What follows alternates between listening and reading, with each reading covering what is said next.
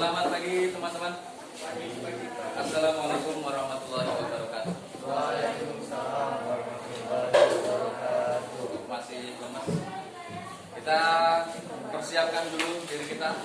Selamat pagi. Pagi luar biasa. Tetap semangat. Tetap semangat kok loyo. Bapak itu belum makan, tetap semangat.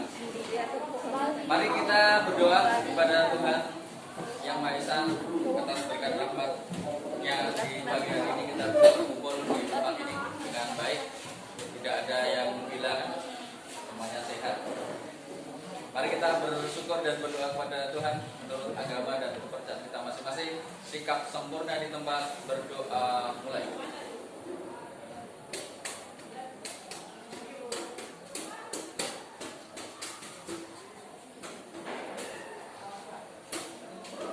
Amin, berdoa selesai.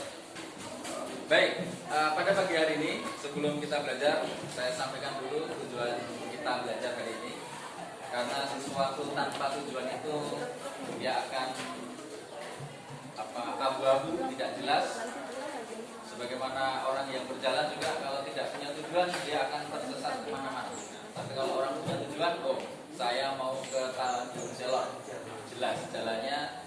Karena tujuannya jelas, maka jalannya juga jelas sehingga bisa sampai. Tapi ketika tidak punya tujuan di dalam hidup ini, maka kita itu menjadi manusia yang terombang-ambing.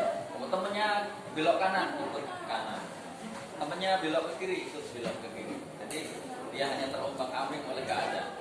Maka kita harus tahu tujuan kita. Nah, kita belajar hari ini tujuannya adalah untuk mempelajari tentang Sumpah Pemuda. Mana sudah kita peringati waktu lain setiap tanggal berapa? 28. Nah, hari ini kita akan mendalami tujuannya adalah setelah mengikuti proses pembelajaran, semua peserta didik diharapkan bisa yang pertama menghayati itu menghidup-hidupkan ruh kebangsaan di dalam diri kita. Ada ruhnya kebangsaan itu. Kemudian bisa menganalisis perjuangan organisasi pergerakan kebangsaan, kemudian menganalisis proses penguatan jati diri bangsa dan meneladaninya. Nah, cara belajarnya kita nanti akan pretest, kemudian mengamati. Setelah mengamati kita akan mendalami materi, kemudian mempresentasikannya. Jadi nanti proyeknya adalah membuat video presentasi. Tidak usah khawatir, akan saya fasilitasi, gampang aja. Kalian cukup mempresentasikan di sini, openingnya, ya kan. Kemudian presentasi, kemudian di closing. Itu gampang aja.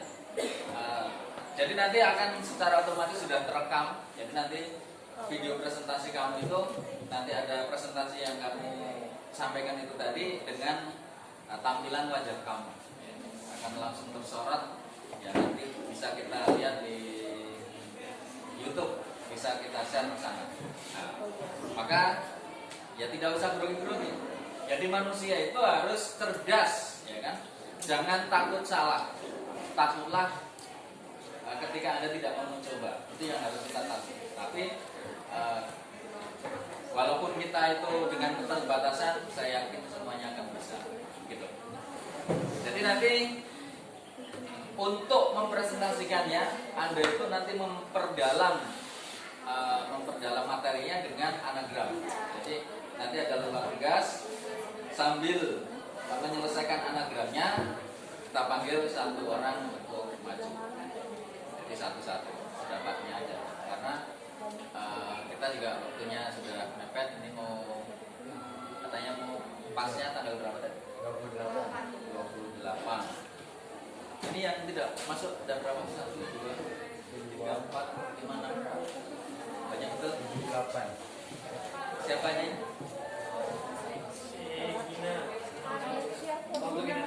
Yang duduk di sini siapa? Izin. Oke. Ada berapa? 5, 4.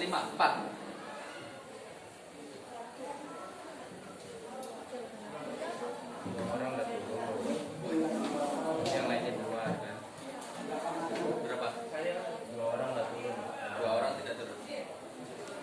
nanti kita cek daftar hadirnya ya.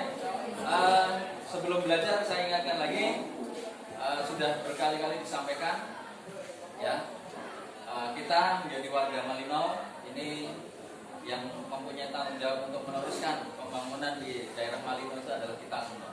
Jangan sampai nanti kalian hanya menjadi penonton di wilayah sendiri ya. Itu sudah diingatkan berkali-kali oleh Bapak Bupati juga. Saya juga setiap di kelas mengingatkan, perlu kalian ketahui dana pendidikan di SMA Negeri 3 Malino ini kalau dihitung-hitung ya, gurunya ada berapa? 30 ya? 30, katakanlah 30. Gaji tunjangan katakanlah 8 juta. Kali 30 itu sudah 1 bulan aja itu sudah 240 juta. Belum dana-dana yang lain. Maka dana pemerintah yang kita gunakan setiap harinya di sini itu harusnya menjadikan kalian itu menjadi orang-orang yang berguna. Jangan sampai kemudian hanya karena kita nggak mau belajar, ternyata uang itu, dana dari pemerintah itu yang digelontorkan di sini itu hanya sia-sia, tidak ada imbal baliknya. Gitu. Maksudnya kita itu disuruh belajar ya belajar dulu. Kita cari pengetahuan, jangan sampai nanti menghilangkan kesempatan kita untuk belajar, akhirnya kita tidak tahu apa-apa. Itu ya, itu saya ingatkan. Kita pretest dulu. Sebelum belajar kita pretest. Siapkan HP-nya. Yang tidak punya kuota silahkan masuk di Galaxy Anyar. Passwordnya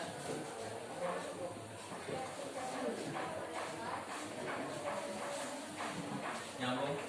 Udah, tinggal 5 menit coba.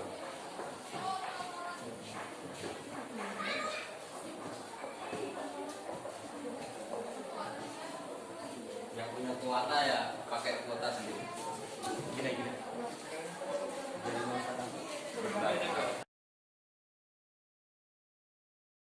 Berhasil kalian nanti menyiapkan, ketika kalian nanti punya anak, ya kan? Siapkanlah anak kalian menjadi orang-orang yang cerdas dan bisa bersaing di dunia luar. Setelah politik etis, banyak golongan terpelajar, kemudian banyak organisasi kepemudaan berkumpul. Organisasi kepemudaan ada Dong Jawa, Dong Sumatera Ambon, banyak Dong Ambon, itu organisasi kepemudaan. Umur mereka waktu itu masih ada yang 20 tahun, 25 tahun, masih pemuda. Masih pemuda mereka sudah bisa memunculkan istilah Indonesia. Bahkan Pangeran Dong Sutarman itu kalau nggak salah waktu itu baru berumur 25 tahun. Dia membuat lagu kebangsaan yang kita gunakan sampai sekarang. Itu pemuda zaman dulu. Sekarang pemuda sekarang bisa apa? Main game, bola, tawang, main bola. Kemarin menang ya? Menang dong. Menang. Jangan sampai nanti habis menang kemudian menangis. Jangan sampai. Itu harus dipertahankan. Jadi semangatnya pemuda zaman dulu mari kita bawa di dunia sekarang untuk kemajuan Malino yang ada di tempat kita ini. Karena Malino ini merupakan daerah yang kaya akan sumber daya alam, batu bara melimpah. Batu baranya lari kemana? Lari ke Cina. Orang Cina apakah enggak di negara Cina enggak ada batu bara? Ada. Mereka tidak ambil. Tapi ambil dulu kalau masih bisa beli dari Indonesia, ambil yang dari Indonesia. Itu strateginya. Strategi mereka kalau Indonesia sudah habis baru mereka ambil punyanya sendiri. Itu nanti strategi. Lah orang Indonesia ya oke-oke saja. Karena dapat aliran dananya. Tapi nanti suatu saat itu akan menjadi kerusakan lingkungan. Yang rusak lingkungannya Indonesia, yang rugi Indonesia karena semuanya sudah diangkut ke sana. Kenapa tidak dimanfaatkan oleh bangsa kita sendiri? Nah, tugas kalian lah yang meneruskan.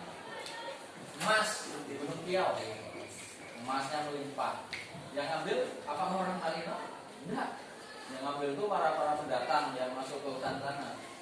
Dengan beraninya mereka itu masuk ke hutan, jalan kaki, sampai di dalam hutan itu seperti kampung. Ribuan orang banyak di situ, para pendatang yang tidak tercatat. Kalau nggak percaya, kapan-kapan kita jalan ke sana. Kolong Sule dulu, Di situ jalan kaki 2 hari 2 malam. Ya itu cara menuju lokasinya itu seru karena ada di tengah. Dulu pernah disuplai oleh PT BDMS, tapi nggak jadi diambil karena tidak dapat izin. Kalau diambil masa mungkin kayak Freeport yang ada di Papua, mungkin lebih banyak emasnya. Gitu. Kekayaannya melimpah tapi belum dimanfaatkan karena sumber daya manusianya belum mendukung ke arah itu. Oke, itu pendahuluan. Sekarang jadi kalian sambil menyelesaikan anagram untuk mendalami tentang Sumpah Pemuda ini, saya panggil satu-satu untuk maju ke depan untuk presentasi. Ya harus bisa dong, nggak usah disetir, nggak usah di ada openingnya.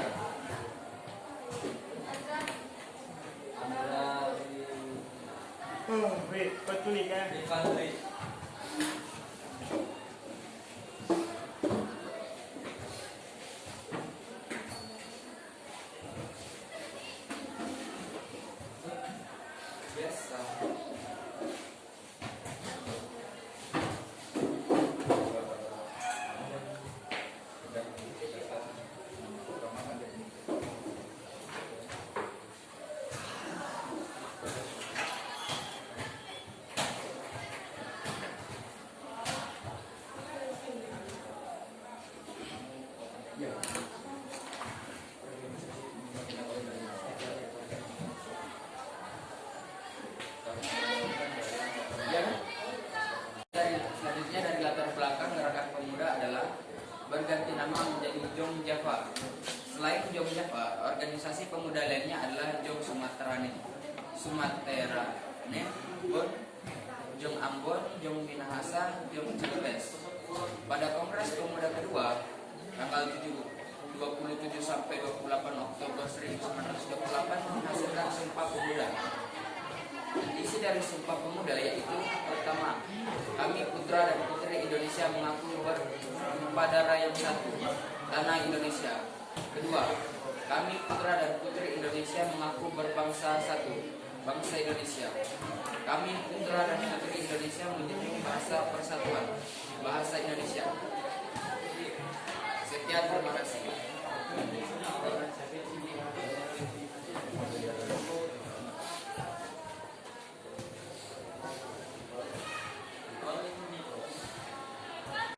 Saya Andre Fahri, saya akan menjelaskan tentang Sumpah Pemuda.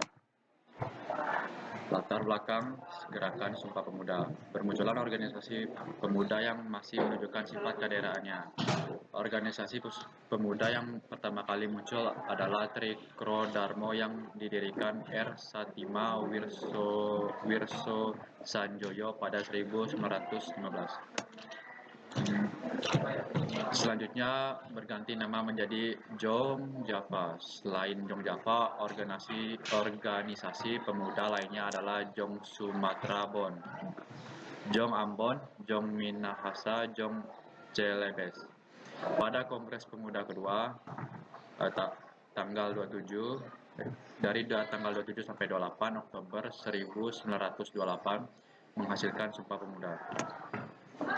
Kami putra dan putri Indonesia mengaku bertumpah darah yang satu, tanah Indonesia. Kami putra dan putri Indonesia mengaku berbangsa satu, bangsa Indonesia.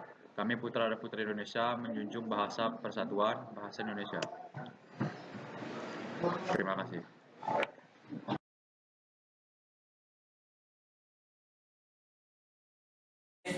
Apa yang sudah kita kerjakan hari ini adalah sebetulnya adalah literasi, membaca, mengamati, kemudian menyelesaikan permasalahan, kemudian mempresentasikannya. Namun demikian karena waktunya kurang, bisa dilanjutkan di pertemuan selanjutnya. Kalau masih ada pertemuan. Ya, pada intinya Sumpah Pemuda itu nantinya muncul penguatan istilah Indonesia di situ. Jadi mulai perjalanannya dari awal, dari ada politik etis, kemudian ada pergerakan pemuda bersatu, menyatakan sumpah. Di situ muncul ada tanah Indonesia, ada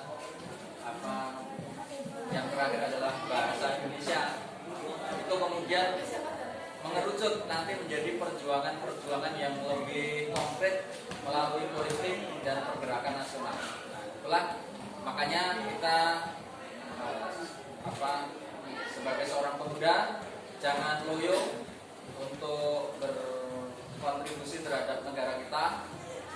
Jadi negara Indonesia adalah negara yang besar, sudah sepatutnya kalau kita menjadi orang yang besar pula, maka tuntutlah ilmu walaupun sampai ke negeri Cina.